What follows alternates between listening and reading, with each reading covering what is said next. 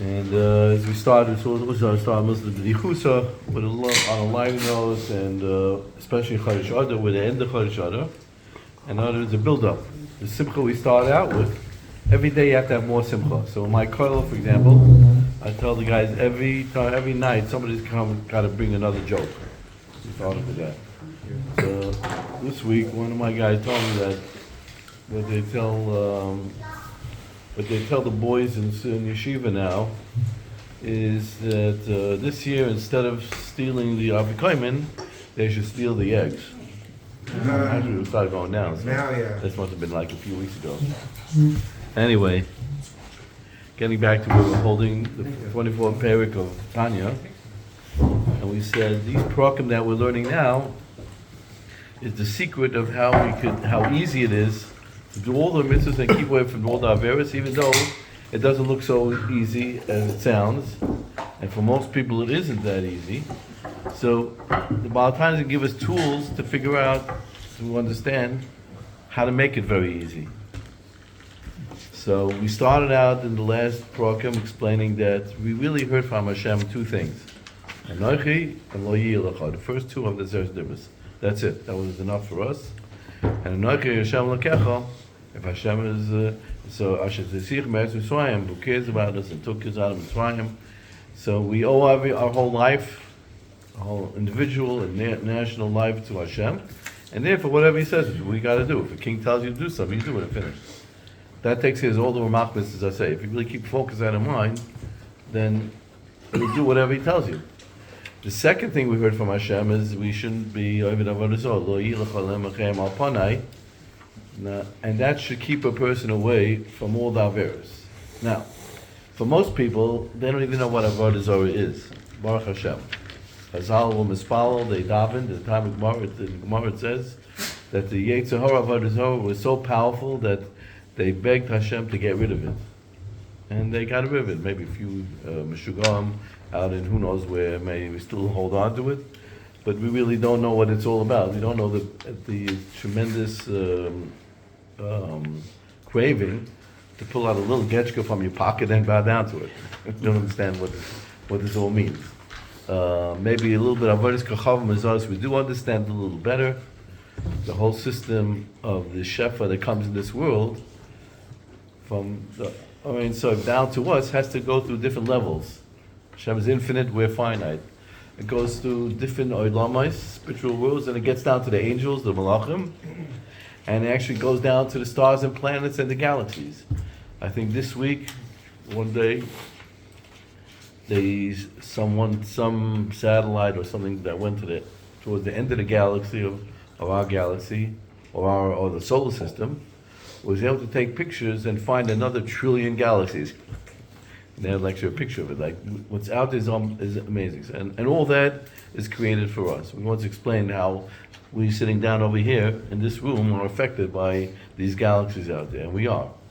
But leaving that aside, there is a system where Hashem uses all these different, they look like they're the moon is just a rock. But the sun and the other planets, stars, have a nefesh inside of them. But the Rambam says has greater daya than we have. And these things out there give shefa to us. And avodas kachavim mazalos.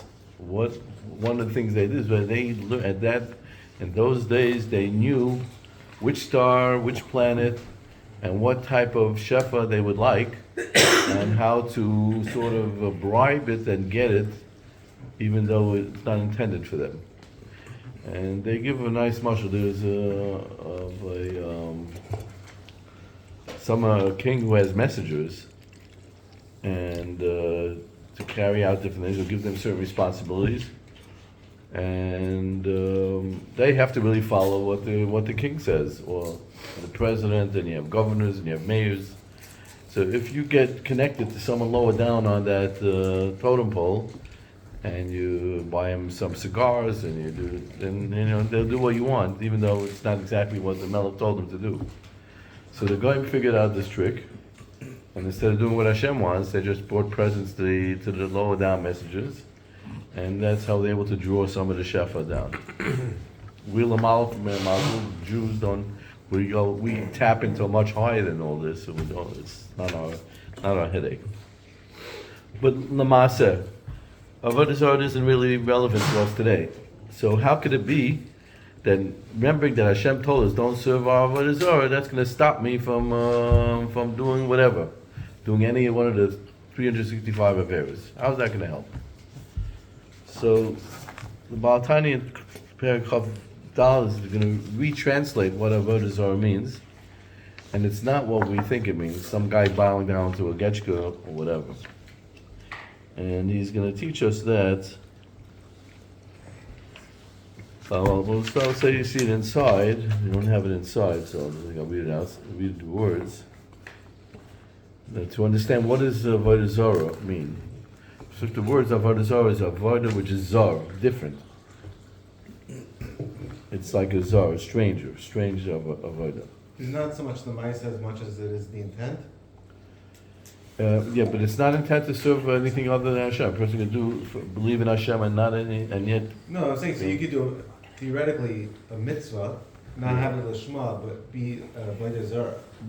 And a certain bechina, yeah. But if you're doing the Ratzon of Hashem, the Ratzon of Hashem is really to do the mitzvahs. Even if you do it shaloi lishma, it's not. I wouldn't call it avodah zarah, because there. The intent. Hashem wants you to do the Maisa. At the end of the day, you can sit all day with the right intent, and if you don't do the action, you can sit all day and learn all the kavanas of matzah on blind Pesach. But if you don't eat that matzah, you're not yotzah. Somebody else eats the matzah, doesn't know the first thing about. I'm told to eat the matzah, eat the matzah. In the kind of mitzvah. Right. We're talking more about on the negative, doing something to negate Hashem. We're going to see that all the averos are really b'chin avodah zarah, because if a person does an avera, he's now not recognizing that Hashem is the one in charge. He's denying the fact that Hashem runs the show, and he's doing his own thing. Well, we'll see. He explains it over here. He says that everything Hashem made in this world is parallel. There's kedusha and the opposite of kedusha. Zer luma zer osalakim. So just like there's a side of kedusha, there's a side of klipa. And just like in kedusha, we have learning Torah, doing mitzvahs that connect us to Hashem. Hashem made a balance because we have to have bechira, choice. You have to have choice. You have to have what to choose from. So the other side of that is Hashem provided in the world a koach of tumah and klipas that this separates one from Hashem. So and those are under the category of the Shasam Mitzvah Slice, I say, the Raisa, and all the Yisurim D'Rabbanan. Because a person who does any Avera, even if it's a small one, we don't know small, big, but really there's no difference. If Hashem doesn't want you to do something, whether it's in the Torah or he went through Chazal, then when a person violates that, he's going negative the Ratzon of Hashem. And at that point, he's separating himself from Hashem. And that's the union of Klipa Sitru Achor, other side, not the side of Kedusha. Automatically, he's assigning himself on the other side. Kedusha is something that's bottled to Hashem. Anything that's nullified, that does what is subservient to Hashem, that's Kedusha. The tzad of the opposite of Kedusha, we have Avodah Zarah, Klipas, Drachor, all that is the lack of the Kedusha automatically puts you on the other side. There's no in between. You're either on the Kedusha side or you're not on the Kedusha side, we call that the other side. So if a person doesn't follow what Hashem wants, doesn't do the Ratzon of Hashem, automatically he's now disconnecting himself from Hashem. And this disconnection can happen. Say you fall directly into Tumah, or you just not. It's a binary. Yes, Sitra Achor means his lack of Kedusha, automatically. Mm-hmm. But we'll see that if a person doesn't have Avera, it's much worse than the Klipa and the Tumah and the Chayes Forest and all the other things out there. We'll see shortly. Mm-hmm. But in any case, so first thing we understand is that there's Kedusha, and anything that's not Kedusha automatically is going to be categorized as in the opposite level. I mean, there's no neutral. There's no neutral. What's Klipas Naga? What's that? Klipas Naga, no? Klipas Naga is not neutral. It's capable. It's automatically in the Klipa, but you could lift it to Kedusha. The other ones you can't lift up to Kedusha. It's only two places it could be. Either Kedusha or the other side. Klipas Naga, which we learned at the beginning, was that there's certain things that we could convert over to the level of Kedusha, which is why we're here, actually. Most of what we have to do has to do with Klipas Naga, taking the part of the world, because the world on its own is not bottled to Hashem. The world on its own is created as a Metzias. We have to take everything in this world and bring it to Avodas Hashem. We elevate it that way. You get a seat over here, if you want. Don't worry, I don't bite. I can tell you from experience, Rabbi doesn't bite. A nibble here and there, but Not so scary. Anyway, so the point is that in the Kedusha, in the world, there's Klipas Naga. Right in here, this is Klipas Naga. Yeah, I just drank some. now we're I'm drinking it because Kedusha. I'm having L'Shem Shemayim Soid Hashem. Since we're doing soda sator, I need soda.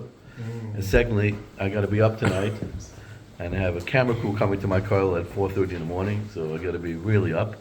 So I'm doing L'Shem Shemayim to help the koil. So if I would just drink it because I have nothing else to do and I have a tire for it, that would be leaving the klipa where it is and maybe even going further down.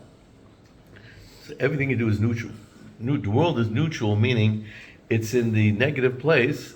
It's not inside of Kedusha, but we can turn it on inside Kedusha just with our thoughts, like you said, or with our actions, whatever. We convert everything we do. We go to work, and if you go to work, so you could send your kids to yeshiva and give tzedakah, so your whole time that you're at work gets elevated out of klipas naga, which is the neutral territory, into Kedusha. And there's certain things we can't elevate. I can't say, listen, I'm going to have something treif, and I'm going to use that koyach, I'll stay up all night and learn. You could do that from today to tomorrow. It's going to stay, it's tied down. The gimel klivus means asur. Asur means tied down. Mutter means released, like untied. Something's untied, it's down there, but it's untied, so you could bring it to Kedusha. Something that's tied down, you can't bring it to Kedusha. So all the 365 loisases are tied down. You can have the best intentions in the world, but you cannot lift up an avera and bring it to Kedusha if it's if it's asur. Except Would giving tzedakah meiser based off of work earnings, I'm working because of the klala, be turning the klala into klipas naga and then into mitzvahs? But the clause, no clause. The working is That's not a clause. that's a It's not a, yeah, but it's a mitzvah say. Shesh yom ta'asa malacha. It's a mitzvah say to work. Tell that to guys who don't work. There's a mitzvah say to work because we're put here to lift up the world. If you're not working, sitting in Dalai Lamas and you don't have any. Work is to create. That doesn't necessarily mean. What? It doesn't necessarily mean an occupation itself. It means Well, it's being out there and being involved with the world and lifting it up. We have to bring the world up to if level. someone never charged $1 for his efforts, it still would be considered work. It still would be Yeah, considered. it's not a matter of the money that's earned. But if you're working to earn money and you're using it to give tzedakah, part of it, then what Chazal say, I'm a tenth, not more than a fifth, or whatever, and you're using it for the right things, then it lifts it up to Kedusha. Isn't it that because of Pezeas Apecha, that now we are in a state where Sheshis Yom Tasim Malacha is a mitzvah? In other words, if not for Pezeas Apecha, that wouldn't be the mitzvah. No? Yeah, but the Seis HaPecha, that klala was the biggest bracha that we had. The whole chet of Ata Marisha, which then we'll get into, we're going to get all totally off track, was totally a vera l'shem shemai, a vera l'shma. If not for that, we wouldn't be here. We wouldn't have this opportunity to lift up the world and to. Hashem made it that way, but Hashem didn't want to put us down into this world where we had these challenges on His own. He wanted us to choose to go down there. That's a whole concept in itself. The whole chet on the Mishnah was intended deliberately to bring us down to a level where we could be in a world where you have klipa and we lift it up, because that's why we were created for. We weren't created to go into that shevis. Even though the Torah seems to call it chet doesn't mean avera. Chet means chisaron, lack. And Adam Rishon created that lacking of kedusha by eating of the Eitz Hadas, in order to give us an opportunity to serve Hashem with Bechira. Without If I that, understand Rabbi correctly, it's saying that a work or an occupation is not, forget about the money and the stuff, it's mainly about doing something, doing an action Getting- that brings positivity and helps other people. getting out there. Whatever it is, whether it's work, learning this thing, as you have to be sharing it with people. So Hashem made two things in Klal Yisrael. Yoshvei Oyel, those people sitting in the yeshivas, isolating themselves from the world and involving themselves day and night in learning, or davening, whatever they're doing, spiritual things. And then there's Balei Esek. Just like the 12 Shvatim. 2 of the Shvatim were the ones who were Yoshvei. The other 10 were out there, whatever they were doing. They were fishermen, they were farmers, they were all connected in learning and davening too, but most of their time was spent in worldly matters. And Hashem intended it that way. Why were most of the Shvatim doing that and not most of them learning? Because our tafkid is to get out in the world and show, be a light to the world, bring Kedusha, bring Kiddush Hashem. So you need both. You need some people that are, totally isolated, separated, and they're being most of Kedusha. You need people out there too. So that's the union of, now, as I mentioned, there were things which are usur, you can't convert to Kedusha except in 2 ways. One way is through tshuva. So Baal Tshuva reaches a much higher madreg in a way because if he does tshuva me'ahava, his averos turn into mitzvahs. Even though shasa averos now are on your mitzvah section, checked off on the mitzvah department, and they have much more power because they were so high, they fell so low, these actions. But if one does proper tshuva, they give more or than all the mitzvahs one could do. That's why Gedol Baal Tshuva Yosef made from the tzaddikim. They're higher level than even tzaddikim. That's one way, but you can't do l'chadchila that way. A person can say, this is very interesting. I just learned that if I do tshuva on Avera, I'm getting a higher kedusha than if I do kedusha. Okay, fine. Now I'm going to do my Avera and have a nice time, and then I'm going to do tshuva, and I'll be all set. Isn't that what Rabbi saying what Adam Rishon did? Yeah, Okay? exactly. Yes, there's only one difference. Adrishan did that, but he didn't have a Yetzer Hara inside of him. We have a Yetzer Hara, so we can never be objective about this. He's the only one in the Bria that was able to make this choice without having Yetzer Hara. We who have a Yetzer Hara, we can't use this excuse because actually this logic makes us do the Avera. We already said that other reason didn't do it. But he did L'Shem Shamayim. Okay, but he did. The Baruch Shem told him not to eat from the... Right. He did the chet to create the Bechira. Right. But he didn't have a Yetzer Hara, so he didn't give in to his Yetzer Hara. The Yetzer was outside. Afterwards, he came in. Anyway, the point is that, so the Baal Tshuva is one way how to do it, but you can't l'chadchila. This was the mistake throughout the generations, throughout the history of different groups and different people and different that would say that they would do an Avera Lishma, the reform movement. Oh, we're going to water down the religion so this way we can bring more Jews, connecting more Jews. The Orthodox is too much. We got to give it a little bit lower down, and this way. I mean, this is the argument we've had. It's above Avera. What? It's above Avera. Right. It's a very lishma, and We do have Hara Shah though. Rasha, but that has to be regular by Gedol Yisrael if they want to, make a temporary declaration, whatever it may be. Vote in the WZO, don't vote in it. So I'm not really sure how that works, but the point is that that's one way how things which are even usher could move to Kedusha. The other way is Pikuach Nefesh. So that's why the Shulchan Aruch says in Shin Chav Hey that if you have to choose people to join an organization that saves lives, it should be done on the Gedolei Yisrael, Gedolim.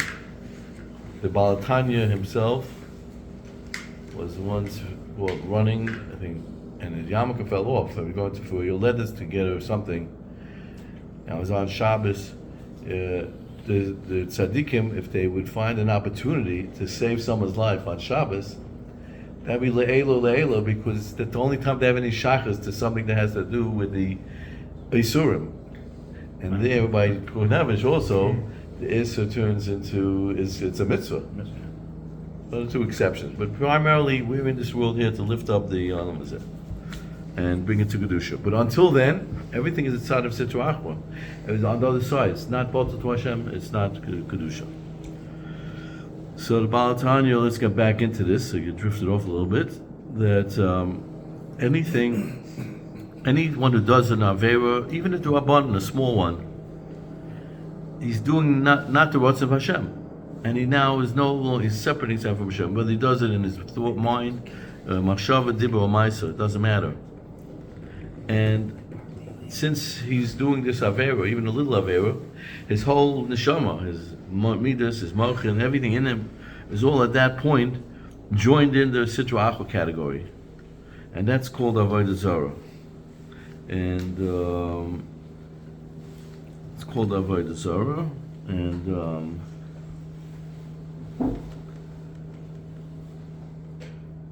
in a certain respect, it's even worse than Avodah Zarah, worse than the things of Tumah, when a person chooses. And the reason is that everything else in the world is created with a teva, and that's its nature. That's what Hashem created for. Chaya, a raw is going to tear up. He's going to be wild, and he's going to do this or that. All the klippas, they fulfill that function, and they do not have an intention to be married in Hashem, to go against Hashem. And it's only they're just the Malachim Ra'am. They're just the messengers of the evil. Like Bilam said, Lo Yuchol Avar Es Pi Hashem. Even Bilam Harasha, he knew that he was limited to what Hashem wanted him to do. But a person who chooses to do something which is not in the Ratzon of Hashem, he's now going against Hashem. Those the Klippas are not going against Hashem's Ratzon. Hashem wanted Klippas to be in this world, Chitzonim to be in this world, Yetzirah to be in this world, to give the temptation and give us a chance to do Bechira. They're doing it L'Shem Shemayim. And so our klippas are actually, even though they're klippas for us, but their purpose is intentional and l'shem shemayim. what's that? Their purpose is intentional and l'shem shemayim, but for us, it's Right, much worse. So we're much worse. Out of block, we would just automatically want to do Hashem's Ratzon, and that's it. There would be no. If what? Without a block, without that klippa, we would just automatically of course, do yeah. Hashem's Ratzon, and that's it. Sure. Not that's it. That's a beautiful thing to do. No. That'll be everything to do what Hashem created us. He did everything for us. It's natural that we should want to do whatever Hashem wants. Why wouldn't we? We have to have some sort of a pull not to. It doesn't even make sense. Hashem gives us life, and Melech Malach Lochem HaKadosh Baruch Hu, he himself is that he's created us, involved in our lives, to be the greatest chus that one could have. Even in the Midbar, though, it says that, as high as the Yidden were in the Midbar, things got messed up there. So how does that work? Yeah, it has to do with your glasses.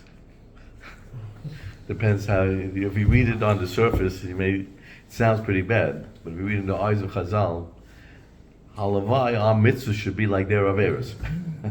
They were held to a very high standard, and any drop off that standard, the Torah would magnify it. Even if it was only one person, achan or whatever, the whole nation was all. They were such a high level. If anybody veered off a little bit, it was ready. The whole scenario was. They were Dar Midbar, the Dar Deya. They were the highest generation. The Sfarim say that actually that generation is the generation that comes back before Mashiach. So most of us have Gilgulim from that generation. Now this generation in the Midbar is called the Dar Deya because they heard Matan Torah and Har Sinai, although we all were there at Har Sinai. But then they spent the next 40 years having the best Rebbe in the world, Moshe Rabbeinu. They didn't have to work. They didn't have to buy clothing for their wives. They sat all there for 40 years having man and learning.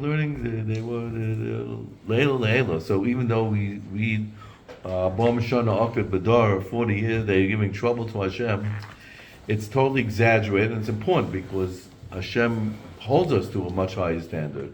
Isn't that what Hebrew National used to emphasize something? Yeah. So that the Haveris of those years, Halavai, we should be talking to that. But nevertheless, by the Klippas, even by the Goyim, they call Hashem Lakal Lakal. They don't deny that there's a Bnei Shalom. They just call. They feel that they believe that there's other powers that they could tap into, because they can't really go against the Ratzon of Hashem. And of course, the Mepharshim asks, "What do you mean?" There are plenty of guys that totally deny that Hashem exists. You got a lot of crazy people out there. So it says naturally a human being would have to defer to the fact that there's a Borei Olam, but he still has Bechira also, and he could go against his Teva and his Taivas that he could block him from seeing that, and actually he would then end up denying buying the Bnei Shalom. Sometimes the Taiva takes a person out of his mind.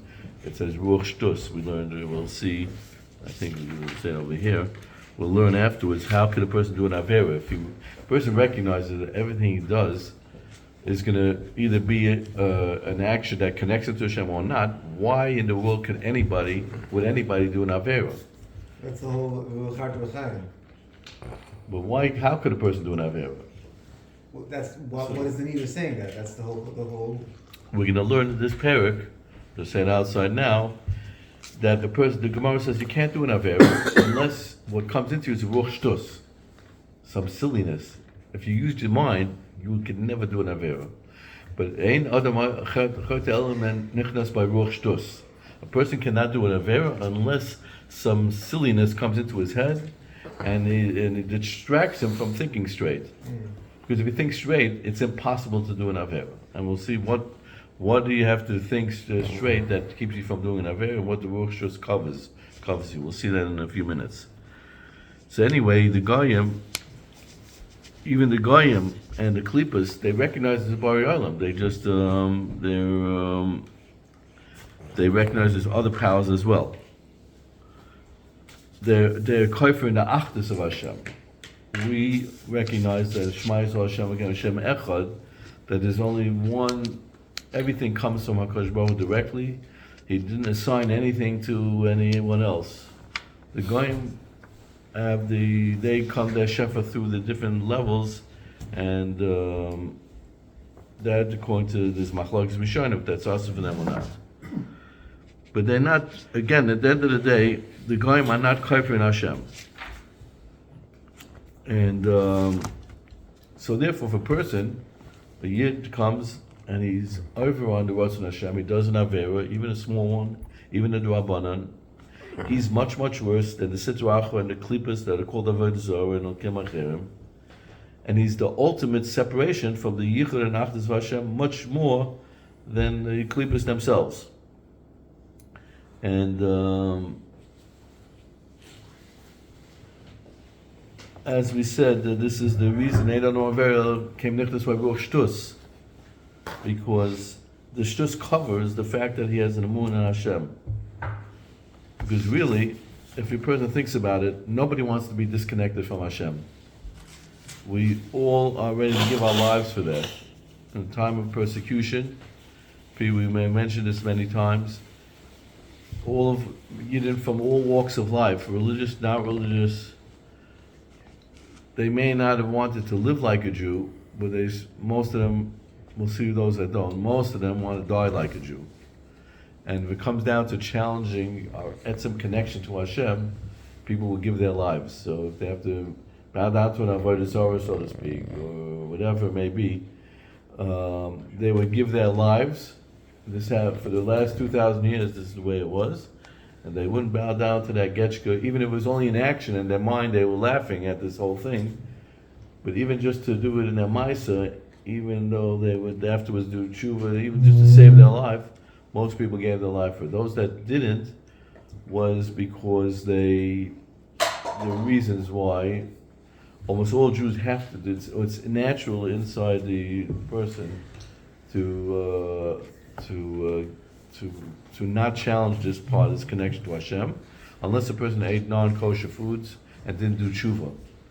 Then the non-kosher food becomes part of the person, and that goyishkeit goes into the person, and until he does tshuva, it affects everything. It can even block him from being Moshe Nefesh al Kiddush Hashem. But other than that, a Jew by nature cannot deny his connection to Hashem. And the Tanya explains like this. We have in our body a structure of different parts. We have the Ratzon of Hashem, the highest part is Keser. We have the Seichel, Chachma, Bina. We have the Midas, the emotions, the actions. Everything we do, the Yetzer Hara has a power to cover up. The Satan is 364, but there's one that can't. Shesat Loisa says, there's one Avera that it can't block. It has no reshus to fool you. That's the highest one, the Amun in Hashem. So it comes down to yes or no, I believe in Hashem or not, or break your Amun in Hashem. That a Jew can't do because the Yetzer Hara doesn't have a shlita over that highest level of Yineshama. That isn't blocked. At that level sees the emes. So when you ever get to that point, a Jew naturally will give his life up because there's no Satan or Yetzer Hara to Ruch Shtus to challenge you. You never Ruch Shtus. They tell you, if you don't bow down to the Zavaras, I'm going to shoot you or kill you. You can't fool yourself. This is going to break my connection, and I'm not doing it. The trick is to realize that it's only the Shtus telling you that this is different than another Avera you do. Because all the Averas are really doing the same thing. They're separating you from Hashem. There's different ways of separating. The connection to Hashem is compared to a cord. Yaakov Chevel Nachlosa. Yaakov is like a cord that connects us. Imagine a cord going up to Hashem and to us. There's 613 strands. There are certain Averas that only affect one strand. Maybe Drabanan will only weaken the strand. There's certain Averas that are kares, they actually cut the strand, but you could reconnect it. And then there's certain things that sever entirely, and Avodah Zarah is the main one, where that would totally sever it and can't be reconnected. But there's another way as well to get around. I think it's in Rabbi Lapian spoke about in his safe. I forgot who he quoted, but he said that the people that are not good on Shmir Sinai, the reason why is because if you didn't see an Avera, if you didn't see something being done, then the Yetzer Hara has no effect on you in that area, something like that. Okay, but Lamaisa, at the end of the day, the people that do fall to do Averas, they still shouldn't have to do the Avera, even though they saw these things, and that, the Chazal say that a person, whatever you see, is really a mirror. It actually goes the other way around. Baal Shem Tov goes the other way around. So if you see something going wrong, that really is a mirror image of yourself. The Baal Shem once saw someone doing possible Chil Shabbos. And in Europe they didn't have like we have today. People were driving cars on Shabbos and things like that. It happened that once in his life he saw Chil Shabbos, and he did his Cheshbon Nefesh, and we know that Gemara says that Shabbos, a Talmid Chacham is also called Shabbos. Compared to other people, the Talmid Chacham, the Tzaddik is called Shabbos. And he once in his life may have heard someone say something a little slightly not full covered about a Tzaddik, and he didn't protest. So to him, that was in an edel way, Chil Shabbos. He had to do tshuva on that. So if Hashem showed him, his mind, his eyes saw that, because it's whatever you see, everything happens to you is all for our own benefit. So he had to see that to help him do tshuva on the. So Shabbos from a completely different idea. Yeah. But in any case, the point is that the Ruach Shtush just tells us that all the other verses we do don't sever our connection to Hashem. Nobody wants to be disconnected to Hashem. Every guy likes, even the people who are not committed at all, they'll all tell you they're Jews at heart. And the main thing is the heart, right? And when I do this or that's not so important. I'm buddies with Hashem. I'm close to Him. And they'll all say that. And Yehudi Balev. What? Yehudi Balev. And it's very nice to be in the Lev. But Hashem didn't put us here for the Lev. He gave us a world to do. And if we don't listen to Him, we're then sort of going against Him. Even if it's a Rabbanan, even if it's against the Minig Yisrael. The Minig Yisrael is also very powerful. The opposite of Minig is Gehenna. Well, why would a Minig be so severe? Because at the end of the day, you go back to the basic question: what does Hashem want me at this point? Does He want me to do this, not do this? And when you take everything that way, and you think Hashem doesn't want me to do this, so what am I not listen to Hashem? because I want to, all of a sudden the taiva wears away, and you could easily overcome whatever it may be. So when the person recognizes that by doing the any one of the Shasal Lois that says, he's disconnecting, he's severing himself from Hashem, who he needs and wants, then he would not do it. And doing an Avera separates himself more than all the behemoths, Tameas, and the Chayas, and the Oifais, all the things, the Ramashim, all the cockroaches. He's much worse than them. As the Gemara says, Yitush Kadmach, we were created after all these things. Adam was created at the end of creation. And the Yitush, I don't know, so some say it's a snail, I'm not sure what the translation is. Or a gnat. What? Yitush? Is that a gnat? I don't know. It's something that takes in and doesn't give out. The mosquito. It's an ant. Some say it's a snail, gnat. What does it take in? Different views. It No, takes, gnat? it eats and doesn't Excrete. excrete. Whatever it may be, it's the lowest of the madregas of lowest in the bria, because the whole idea is for us to give, not to receive. We receive. We have to give. Hashem gives. We have to be like Hashem to give. Somebody just wants to be receiving, taking from everybody. He's a taker. That's the opposite of kedusha. So the yitush is like a symbol of the part of the bria that's the lowest. And a person does that is way lower than him, because he was created that way. That's what he was created to do. But a person is different, and it's very interesting. If you look at the whole Sheish Mei Bereshis, everything that was created with a base, two, a spiritual and a physical, a ruchni and a gashmi, a soul and a body, except for one guy. His name was Adam. He, the only one, was created separate. A behema, a cow. As soon as he was created, boing, he had his neshama and guf came in at the same time. A yitush, neshama and guf came at the same time. A bird, whatever it may be. The stars, everything in the bria came at the same time. The tree, it was created with the physical part and the spiritual part that keeps it going. Except for man. Man was created first the guf alone, and then the neshama was put in v'yipach ba'apav nishras chaim afterwards. First the body. If you ever want to make a goylem, that's how you do it. First you take the body, put it together, then you bring in the basic, yeah. The Maral 101. So that's what makes the human being much, in a certain respect, his body is much lower than everything else in the bria, because his body had no kedusha till Hashem put in the, and therefore a person who does an avera, his body pulls him down way below all these other things out there. And what's that? In our body, right, there's the goof and there's the neshama. Yeah. The neshama goes up every night. Only part of it, hopefully. 60%. Is that true of every other creation? Does a chaya, does it have a neshama, or does the rock have an element that goes up? Or is that really the distinguishing piece, and that's why our body has so much more of a strength? The neshama, probably everything has these things. Only the bria. I don't know if the rock sleeps or not. He's always sleeping. But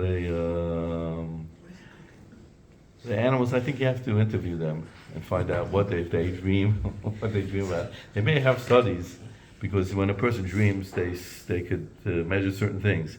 For example, in the dream world, they could figure out how many events your mind is thinking about in your dream. So let's say you dream for 20 minutes, you could go through like a number of years of experience, because everything is speeded up. Why? When the Neshama leaves Olam Hazeh, it goes from Olam Asiyah and Yitzirah, it goes up to Olam Abriya. At that level, down here, we're under the shlita of the sun and the moon, the days, the weeks, the year, under this solar system. When the neshama flies out of the solar system, it gets to that next level. It's not bound by 24-hour days, and it has a different time zone. I told you the story with the Baal Arizal. He was once sleeping on Shabbos afternoon, and his Talmud Reb Chaim